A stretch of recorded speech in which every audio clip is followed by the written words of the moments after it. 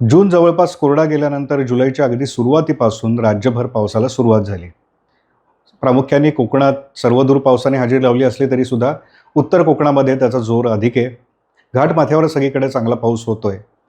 पुणे, नाशिक अशा शहरांमध्ये सुद्धा पावसाची संततधार अनुभवायला मिळते. दुसऱ्या बाजूला वर्धा, नागपूर, भंडारा, गोंदिया या पूर्व विदर्भातल्या जिल्ह्यांमध्ये सुद्धा पावसाने सर्वदूर हजेरी लावली आहे. मात्र अजूनही सगळीकडे हवा तसा पाऊस झाला आहे असं आपल्याला म्हणता येणार नाही. मराठवाड्यातले काही जिल्हे आहेत किंवा पश्चिम महाराष्ट्रातले सुद्धा सोलापूरसारखे जिल्हे आहेत की जिथे मोठ्या पावसाची अजूनही प्रतीक्षाच आहे. सध्याचा हा पाऊस जो होतोय याच्या मागे वेगवेगळ्या हवामानशास्त्रीय घटना एकाच वेळेस घडत असल्यामुळे एक अनुकूल स्थिती तयार झाल्याचं हवामानशास्त्रज्ञांचं म्हणणं आहे. गेल्या 3 ते 4 दिवसांमध्ये म्हणजे 1 जुलैपासून 4 जुलैपर्यंत घाटामध्ये किंवा कोकणात अनेक ठिकाणी जवळपास 600 मिलीमीटरपेक्षा जास्त पावसाची नोंद झाली आहे. ही स्थिती आणखीन पुढील काही दिवस सुरू राहणार असल्याचं शास्त्रज्ञांचं म्हणणं आहे. हा पाऊस आत्ताचा अधिक काळ जर सुरू राहिला तर त्याचे परिणाम काय होतील आणि हा पाऊस कधी थांबेल, म्हणजे जी काय अतिवृष्टी सध्या कोकणामध्ये किंवा मध्य महाराष्ट्राच्या उत्तर भागामध्ये बघायला मिळते, या पावसाचा जोर कधी ओसरेल हे आपण प्रत्यक्ष पाहूयात. 2026च्या मान्सून हंगामात पहिल्यांदाच आपल्याला अरबी समुद्र आणि बंगालचा उपसागर अशा दोन्ही बाजूंनी मान्सूनचा प्रवाह पूर्णपणे सक्रिय आणि तीव्र स्वरूपात असल्याचं दिसून येते. आणि याला कारण ठरलं आहे, एकतर मोसमी वाऱ्यांचा प्रवाह तर तीव्र झालेलाच आहे एका बाजूने, आणि दुसऱ्या बाजूला कमी दाबाचं क्षेत्र बंगालच्या उपसागरामध्ये पण तयार झालेलं आहे. आणि याचा थेट परिणाम सर्वदूर होणाऱ्या पावसामधून सुद्धा दिसून येतोय. महाराष्ट्रासह मध्य महाराष्ट्र आणि अगदी वायव्य भारतापर्यंत आता सगळीकडे पाऊस होतोय आणि मान्सून सक्रिय असल्याचं हे लक्षण मानलं जाते. आणि ते सक्रिय आहे हे आपल्याला नुसत्या वाऱ्यांमधून सुद्धा कळून येते. आता अरबी समुद्र आणि बंगालचा उपसागर या दोन्ही बाजूला साधारणतः सरफेस लेवलला 40 ते 50 किलोमीटर वाऱ्यांचा वेग आहे. मात्र तोच जर आपण 1.5 किलोमीटर उंचीवर जाऊन बघितलं तर वाऱ्यांचा वेग जवळपास 80 ते 100 किलोमीटर इतका असल्याचं आपल्याला दिसून येत आहे. हे जे काही कलर आपल्याला वेगवेगळे दिसत आहेत त्यामध्ये जे ऑरेंज कलरचे विंड्स आहेत या ठिकाणी तिथला वेग बराच जास्त असल्याचं दिसून येतं. तर जर आपण बघितलं तर जवळपास 104 किलोमीटर ताशी एवढ्या वेगाने वारे फिरत आहेत. आणि इथे आपल्याला कमी दाबाचं क्षेत्र तयार झाल्याचं पण दिसून येतं की जे आत्ता भारताच्या किनाऱ्याला जस्ट टच झालेलं आहे. साधारणतः पश्चिम बंगाल आणि ओडिशाच्या दरम्यान हे कमी दाबाचं क्षेत्र आता जमिनीवर येताना आपल्याला दिसून येत आहे. IMDने जी माहिती दिलेली आहे त्याच्यामध्ये सध्या 3 वेगवेगळ्या स्वरूपाच्या घटना घडत आहेत किंवा स्थिती आहेत की ज्याच्यामुळे सर्वदूर पाऊस होतोय किंवा महाराष्ट्रामध्ये प्रामुख्याने उत्तर कोकण आणि उत्तर मध्य महाराष्ट्रामध्ये मोठा पाऊस नोंदला जातोय. त्याला सगळ्यात पहिलं महत्त्वाचं कारण ते म्हणजे ऑफशोर ट्रफ. या भागामध्ये आपण आत्ता बघतोय, मागच्याही व्हिडिओमध्ये आपण बघितलं होतं की जर वारे अरबी समुद्रावरून थेट येऊन लंबरूप येऊन आदळले इथे पश्चिम घाटाला तर या भागामध्ये ढगांची दाटी होते आणि या ठिकाणी कमी दाबाचा पट्टा तयार होतो. तर याला आपण ऑफशोर ट्रफ किंवा समुद्र किनाऱ्याला पश्चिम किनाऱ्याला समांतर असा कमी दाबाचा पट्टा असं म्हणत असतो. तर इथे वाऱ्यांचा वेगही जास्त आहे आणि त्याच्यासोबत हे थेट पश्चिमेकडून येत आहेत असं आपल्याला दिसतंय आणि हेच प्रामुख्याने महत्त्वाचं कारण आहे. आम्हाला असंही दिसून आलं याच्या आधी सुद्धा की ह्या वाऱ्यांचा वेग जितका जास्त असतो तेवढं घाटाच्या पलीकडे पाऊस आपल्याला संततधार स्वरूपामध्ये अनुभवायला मिळतो. गेले 2-3 दिवस पुण्यामध्ये जो पाऊस चालू आहे दिवस रात्र, तर पुणे हे खरं तर पर्जन्य छायेच्या प्रदेशामध्ये असलेले ठिकाण आहे. तरीसुद्धा या ठिकाणी संततधार आपल्याला तेव्हा अनुभवायला मिळते जेव्हा वाऱ्यांचा वेग हा बराच जास्त असतो अरबी समुद्रावरून येणार आणि ते जेव्हा परपेंडिक्युलर अगदी थेट लंबरूप असे घाटाला धडकत असतात आणि त्यामुळे या घाटांवर ढग नवीन निर्माण होतात या वाऱ्यांच्या सोबत आलेल्या बाष्पामुळे आणि ते आणखीन थोडे पुढे जाऊन घाटाच्या पूर्वेकडील भागामध्ये सुद्धा पाऊस देतात. अशा स्वरूपाचा पाऊस आपल्याला नाशिकमध्ये अनुभवायला मिळतोय किंवा वाई, सातारा, कोल्हापूर या भागांमध्ये जो काही पाऊस आता होत असेल तर हे वारे तीव्र झाल्यामुळे होतोय. घाट माथ्यावर अर्थात या पावसाचं प्रमाण जास्त असणार कारण जेवढे वारे स्ट्रॉंग तेवढे उंच ढग त्या भागामध्ये तयार होत राहणार आणि त्याच्यामुळे त्या भागामध्ये सुद्धा अगदी आपण लोणावळ्यापासून ते खाली महाबळेश्वरपर्यंत पावसाची संततधार सुरू आहे आणि पावसाचे आकडे सुद्धा चांगले आहेत. दुसरीकडे किनारपट्टीवर सुद्धा पाऊस चांगला होतोय पण प्रामुख्याने या भागामध्ये उत्तर कोकण म्हणजे रायगड, ठाणे, पालघर आणि मुंबई या भागामध्ये पावसाचं प्रमाण जास्त आहे.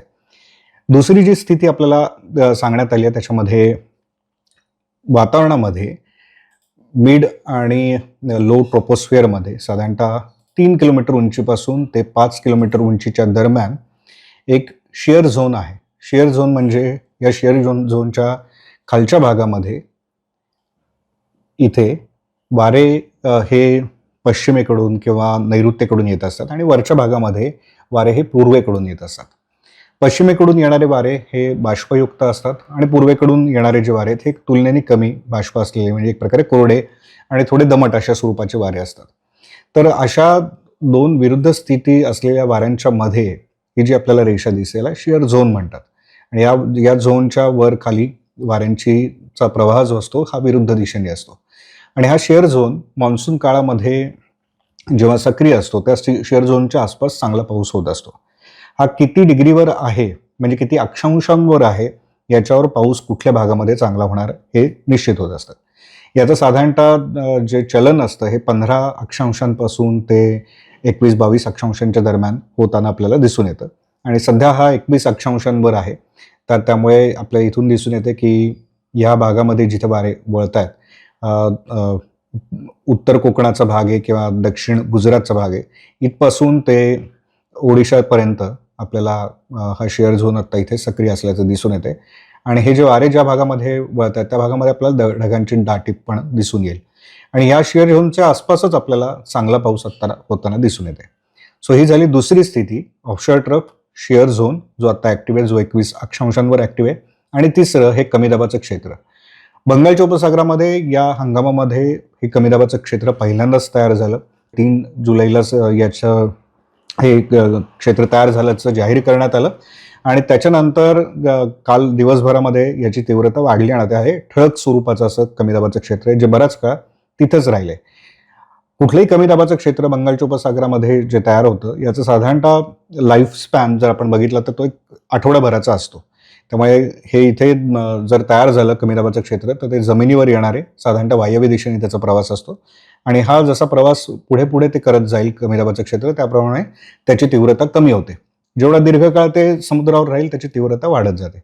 सो आणखीन काळ जर हे समुद्रावर राहिलं असतं तर ह्या वेलमार्क लो प्रेशर एरियाचं डिप्रेशन झालं असतं आणखीन डीप डिप्रेशन झालं असतं.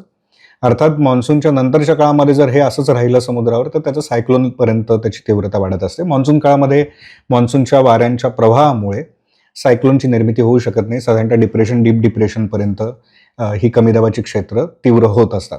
तर आता हे ठळक कमी दाबाचं क्षेत्र आहे आणि त्याला जरासा अवधी सुद्धा चांगला मिळालेला आहे. आणि याच्याच कारणामुळे सध्या राज्यामध्ये चांगला पाऊस होतोय. तूट सगळी भरून आपली निघणार नाही जी काही जूनमध्ये जो आपला जवळपास कोरडा गेल्यासारखी स्थिती होती सगळीच्या सगळी भरून निघणार नाही. मात्र हे जेवढं काळ कमी दाबाचं क्षेत्र सक्रिय राहील तेवढा जास्त काळ हे दर 24 तासांमध्ये त्याच्यामुळे आपल्याला चांगला पाऊस मिळू शकतो. आता कमी दाबाचं क्षेत्र इथे बंगालच्या उपसागरामध्ये सक्रिय झालंय तरी सुद्धा या भागामध्ये किनारपट्टीला पाऊस का तर मागच्या व्हिडिओमध्ये सुद्धा आपण बघितलं की कमी दाबाचं क्षेत्र या भागात जरी तयार झालं तरी या भागामधून जे वारे खेचले जातात ते आडले जातात आपल्या पश्चिम घाटामध्ये आणि त्या भागामध्ये ऑफशोअर ट्रफ तयार होतो आणि त्याच्यामुळे मोठा पाऊस होत असतो. त्यामुळे ऑफशोअर ट्रफ तयार होण्यासाठी एकतर ह्या बाजूनी वाऱ्यांचा वेग जास्त असायला पाहिजे किंवा या भागामध्ये कमी दाबाचं क्षेत्र तयार व्हायला पाहिजे. मग वाऱ्यांचा वेग वाढला की इकडे किनारपट्टीला समांतर असं एक ढगांचं क्षेत्र तयार होतं आणि ज्याच्यामुळे आपल्याला सातत्याने पाऊस मिळत राहतो. घाटमाथ्यावर सुद्धा चांगला पाऊस होतो. घाटमाथ्यावर होणारा पाऊस आपल्यासाठी महत्त्वाचा असतो कारण त्या भागामध्ये सगळी धरणं आहेत. प्रामुख्याने सगळी मोठी धरणं आहेत आणि तिथे जेवढा काही पाऊस होईल त्याच्यामुळे जलाशयाच्या पातळीमध्ये वाढ होणार आहे आणि त्याचा उपयोग नंतर आपल्याला पाण्यासाठी सुद्धा होणार आहे. तर त्यामुळे आता हे 3 तारखेला तयार झालेलं क्षेत्र 24 तासांमध्ये हे आता ओडिशाच्या दरम्यान आलेलं आहे आणि याचा पुढे प्रवास कसा राहणार आहे हे आपण आता पाहूयात. 5 तारखेला पहाटे 3:30ला आपल्याला दिसतंय की ते क्षेत्र आतमध्ये आलेलं आहे. ओडिशा आणि पश्चिम बंगालच्या दरम्यान आहे. सकाळी 11:30 वाजता म्हणजे रविवारी सकाळी 11:30ची स्थिती आहे. त्यानंतर संध्याकाळी 7:30ला 6 तारखेला पहाटे 3:30ला हे कमी दाबाचं क्षेत्र अजूनही सक्रिय आहे. आतमध्ये आल्यानंतर हे आपल्याला दिसून येते. 2 दिवसांनी आजपासून बरोबर संध्याकाळी 7:30ची ही स्थिती आहे तर तोपर्यंत हे सक्रिय राहताना आपल्याला दिसतंय. त्यानंतर मात्र त्याची तीव्रता कमी होताना दिसते 7 तारखेला संध्याकाळी. मात्र त्याच्याशी संलग्न एक ट्रफ इथे तयार होताना दिसतोय आणि जवळपास त्याचा पश्चिम वायव्य जरी असलं तरी बऱ्यापैकी पश्चिमेकडून प्रवास झालेला आहे. त्यामुळे सुरुवातीला ओडिशामधून आला, छत्तीसगड आणि मध्य प्रदेश असा त्याचा प्रवास झालेला आहे आणि इथे एक ट्रफसारखी स्थिती तयार झालेली आपल्याला दिसून येते. आणि 8 तारखेला पहाटेची ही स्थिती आहे. 8 तारखेपर्यंत त्या कमी दाबाच्या क्षेत्राचे अवशेष आपल्याला दिसून येत आहेत. तर आता मगाशी आपण बघितलं त्यानुसार कमी दाबाचं क्षेत्र इथे बंगालच्या उपसागराच्या बाजूला आहे आणि इथे ढगांची दाटी आपल्याला दिसून येते. शिअर झोन असा आडवा आहे, तर त्याच्या आसपास हे सगळे ढग आपल्याला तयार होताना दिसत आहेत. आणि ज्या भागामध्ये तो वळून येतोय शिअर झोन इकडे, सो तिथे सुद्धा उत्तर कोकण किंवा दक्षिण गुजरातच्या दरम्यान उंच ढग तयार होत आहेत. सो सातत्याने मुंबई, ठाणे, पालघर या भागामध्ये जो पाऊस सुरू आहे तर त्याला ही स्थिती कारणीभूत असल्याचं आपल्याला थेट वाऱ्यांच्या स्थितीमधून सुद्धा दिसून येते. आता हे आपण बघितलं की सातत्याने ती स्थिती कायम पण राहिली आहे आणि कमी दाबाचं क्षेत्र महाराष्ट्राला अनुकूल दिशेने आत येते आणि त्याच्यामुळे हा जो पाऊस आता गेल्या 2-3 दिवसांमध्ये झाला आहे हा पुढच्या 3-4 दिवसांमध्ये सुद्धा कायम राहणार असल्याचं आपल्याला दिसून येते. याच्यामध्ये अडचण ही आहे की ज्या भागामध्ये हा पाऊस आत्तापर्यंत झाला आहे त्याच भागावर सातत्याने होणार असल्यामुळे येत्या काळामध्ये तिथे पूरस्थिती तयार होण्याची शक्यता आहे. आत्ता हे जे ढग आपल्याला तयार होताना दिसून येत आहेत हे मुंबईपासून वर पालघर, ठाणे आणि तिथून ते अगदी गुजरातच्या पण भागामध्ये आपल्याला ढग तयार होताना दिसत आहेत आणि ह्याच भागावर हे सातत्याने ढग तयार होणार असल्याचं पुढच्या अंदाजांमधून सुद्धा दिसून येते. गेल्या 3-4 दिवसांमध्ये अगदी गेल्या आठवड्याभरामध्ये किती पाऊस झाला आहे हे आता आपण बघूयात स्क्रीनवर. इथे खाली स्केल आहे आणि या स्केलमध्ये आपल्याला दिसून येते की साधारणतः ग्रे कलरचा जो भाग आहे इथे 300 मिलीमीटरपेक्षा पण जास्त पाऊस झालेला आहे आणि हा सगळा पट्टा जर आपण पालघरपासून ते रत्नागिरी आणि अगदी सिंधुदुर्गापर्यंत बघितला तर कोकणाच्या सगळ्या भागामध्ये पाऊस खूप चांगला झालेला आहे. त्याच्या खालोखाल जो पाऊस झाला आहे हा घाटमाथ्यावर झालेला दिसून येतोय, तो 200 ते 300 मिलीमीटरच्या दरम्यान. पुण्यामध्ये पाऊस साधारणतः 150 ते 200 मिलीमीटरच्या दरम्यान. पुणे, नाशिक, कोल्हापूर, सातारा ही जी सगळी घाटाच्या पूर्वेकडे असलेली शहर आहेत तर त्या भागामध्ये आठवडाभराचा पाऊस आहे, तर तेवढा पाऊस आपल्याला झाल्याचं दिसून येते. मध्ये मात्र हा पाऊस अगदी कमी आहे, आपल्याला जाणून येईल की 35 ते 40 मिलीमीटर इकडे सोलापूरला, लातूरला थोडासा जास्त पाऊस दिसतोय. मात्र हा जर आपण भाग बघितला पुण्याच्या पूर्वेकडचा इंदापूर आहे किंवा सोलापूरचा पश्चिम भाग आहे तर या भागामध्ये अत्यल्प पाऊस झाल्याचं आपल्याला दिसून येते. त्यानंतर चांगला पाऊस जो झाला आहे हा विदर्भामध्ये आपल्याला दिसून येतोय. गोंदिया, भंडारा, नागपूर, अमरावती, अकोला, वर्धा, सो अमरावतीपर्यंत या भागामध्ये बऱ्यापैकी चांगला पाऊस गेल्या आठवड्याभरामध्ये झालेला दिसून येतोय. पुढच्या 7 दिवसांची स्थिती काय हे 2 वेगवेगळ्या मॉडेलमध्ये बघूयात. पहिलं मॉडेल आपल्याला बघायचं आहे मेट्रोलॉजिक्सचं, हे पण GFS मॉडेल आहे. 5 तारखेची स्थिती आहे. ऑलरेडी 2 दिवस पालघर, ठाणे, रायगड आणि मुंबई या भागामध्ये खूप चांगला पाऊस झालेला आहे. पुण्याच्या पण पश्चिम भागामध्ये चांगला पाऊस झाला आहे आणि उद्यासुद्धा पुढच्या 24 तासांमध्ये सुद्धा या ठिकाणी काही भागांमध्ये 200 मिलीमीटरपेक्षा जास्त पाऊस होऊ शकतो असं या मॉडेलमधून वर्तवण्यात आलेलं आहे. त्यामुळे हा सगळा जो भाग आहे ह्या भागाला रेड अलर्ट देण्यात आलेला आहे. रत्नागिरीचा उत्तर भागापासून ते म्हणजे आपण दापोली, खेड इथपासून ते जवळपास पालघरपर्यंत हा सगळा पट्टा आणि त्याला लगत असलेला घाटांचं जे क्षेत्र आहे याच्यामध्ये साताऱ्याचा, महाबळेश्वरचा प्रामुख्याने भाग आहे आणि पुण्याचा भोर, वेल्हे, मुळशी, मावळ, आंबेगाव, जुन्नर हे जे काही खेड हे सगळे घाटातले जे तालुके आहेत या भागामध्ये सुद्धा चांगला पाऊस पडेल पुढच्या 24 तासांमध्ये असं आपल्याला दिसून येते.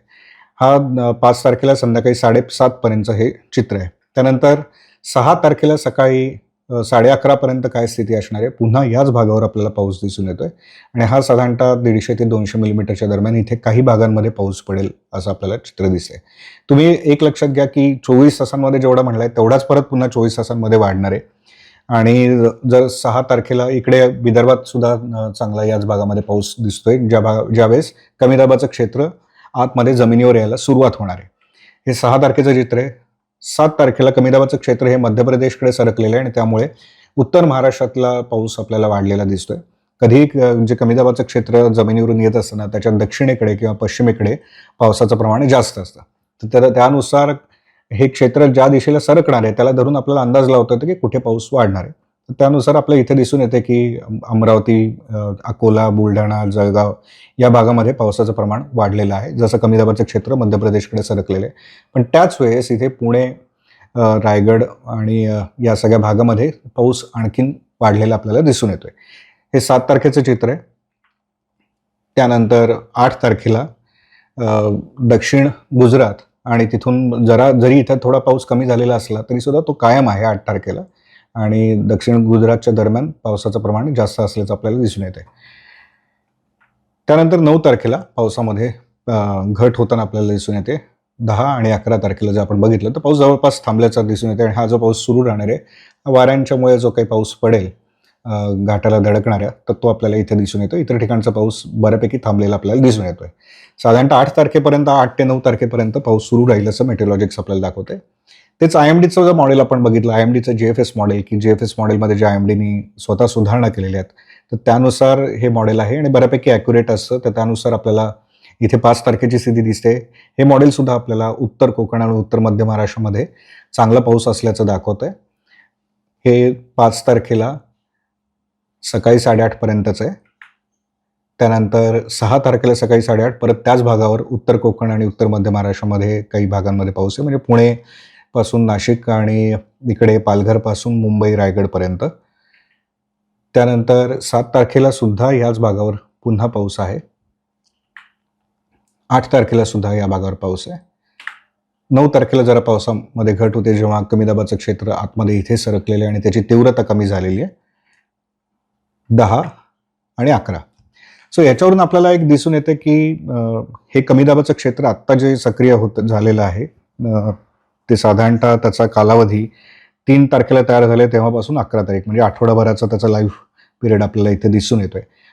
पुढचे 3 ते 4 दिवस महाराष्ट्रासाठी अत्यंत महत्त्वाचे आहेत. प्रामुख्याने उत्तर कोकण आणि मध्य महाराष्ट्राचा उत्तर भाग, म्हणजे घाट क्षेत्राचा उत्तर भाग, याच्यामध्ये पालघर, ठाणे, रायगड, मुंबई, रत्नागिरीचाही काही भाग आणि सोबत नाशिक, नगरचा जो घाट क्षेत्र आहे ते, आणि सोबत पुणे आणि सातारा या जिल्ह्यांमध्ये मोठ्या पावसाची शक्यता वर्तवण्यात आली आहे.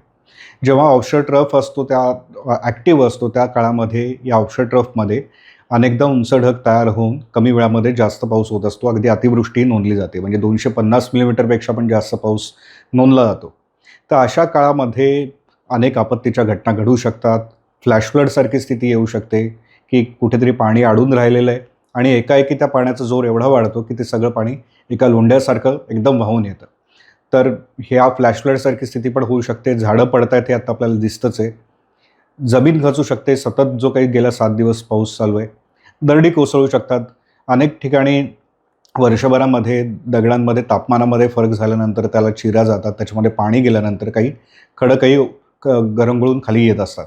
यासोबत आठवडाभर पाऊस त्या मातीमध्ये मुरल्यानंतर तिथे चिखल होऊन तो चिखलसुद्धा घसरून खाली येतो. तर प्रामुख्याने ह्या घटना सर्वाधिक या घाट रस्त्यांवर होत असतात. मात्र काही भागांमध्ये गावांच्या वरील डोंगरावरील भागामध्ये सुद्धा पाणी साचून हे दरडींसारखी घटना गेल्या काही वर्षांमध्ये वाढल्याचं आपल्याला दिसून आलेलं आहे. त्यामुळे 8 तारखेपर्यंत उत्तर कोकण आणि उत्तर मध्य महाराष्ट्र, प्रामुख्याने नाशिकपासून ते साताऱ्यापर्यंतचे जिल्हे जर आपण बघितले तर, आणि दुसऱ्या बाजूला पालघरपासून ते रायगडपर्यंत, यातही सगळ्यात जास्त प्रोन असे जे जिल्हे आहेत त्याच्यामध्ये आपल्याला रायगड आणि पुणे हे 2 जिल्हे म्हणता येतील, कारण या भागांमध्ये दरडींचा एक मोठा इतिहास आपल्याला बघायला मिळतो. त्याचसोबत सातारा जिल्ह्यामध्ये सुद्धा महाबळेश्वरच्या आसपासचा जो प्रदेश आहे या भागामध्ये सुद्धा मोठ्या प्रमाणामध्ये दरडी कोसळत असतात. या सगळ्याच भागांमध्ये नागरिकांनी काळजी घेणं आवश्यक आहे. पुढचे 3-4 दिवस शक्यतो प्रवास टाळता आला घाट रस्त्यांवरून तर आणखीन चांगलं होईल. आपल्या सुरक्षेसाठी सुद्धा ते आवश्यक आहे आणि प्रशासनावर ताण येऊ नये याच्यासाठी सुद्धा आपण काळजी घेणं आवश्यक आहे.